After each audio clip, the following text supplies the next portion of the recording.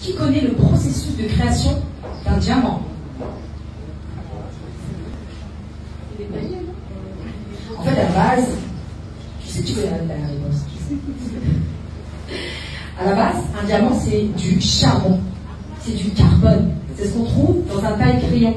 Un taille-crayon quand on lit le taille-crayon, d'accord? Ok? Ça veut dire que pour qu'un morceau de carbone puisse se transformer en un diamant, il a besoin de deux conditions. Beaucoup de pression, de chaleur, et aussi, il a besoin d'aller presque toucher le manteau terrestre. Ça vous rappelle rien? Ce matin, on a tous partagé un peu nos anecdotes, nos histoires, nos récits. Brahim a partagé ses moments de compression, pression, avant d'arriver au diamant. D'accord? On a eu des histoires aussi avec le doyen de cette pièce, de ce lieu, qui nous a expliqué tous les récits qui ont fait ce qu'il est aujourd'hui.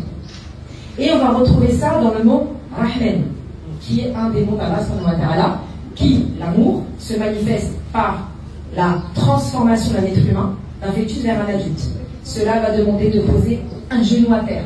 Et c'est ça un leader. Un leader va poser un genou à terre, va subir ces moments de compression, de tension, de chaleur, qui vont se manifester à travers une difficulté à gérer les émotions et les épreuves.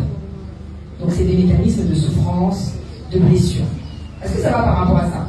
Et donc, le carbone a une structure physique éparpillée, alors que le diamant a une structure alignée. C'est très physique quantique ce que vous dites, ce que je vous dis là. Ce qui veut dire que nous, en fait, êtres humains, on arrive dans ce bas monde un peu comme le carbone. À la base, on a un diamant. On a un être spirituel, pur. On va arriver et on va venir, entre guillemets, j'utilise vraiment ce mot-là avec guillemets, s'incarner dans des personnages. C'est-à-dire que moi, mon personnage ici, c'est Dawila Sami, algérienne, fils de grand moudjahidine, arrière-petite-fille d'un émir qui s'est fait